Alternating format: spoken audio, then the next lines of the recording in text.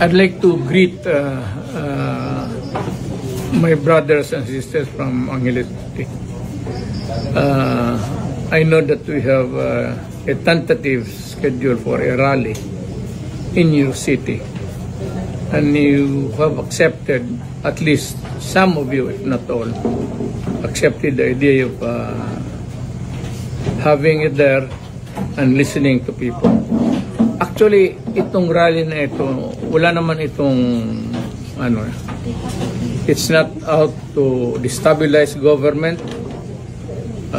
It's not asking for the ouster of anybody, including the president.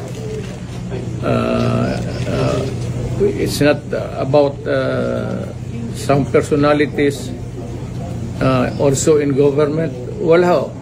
Ito is just, we are just in the narrative of our history presently.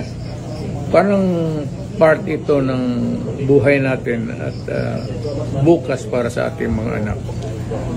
We are undergoing a period of not really uncertainty, but there's a little bit of may gusot sa ating society, sa tao. So this has to be discussed openly in a rally, mas mabuti, so that people can understand and yung mabigyan yung essence of freedom of speech, kasi importante yan para sa tao.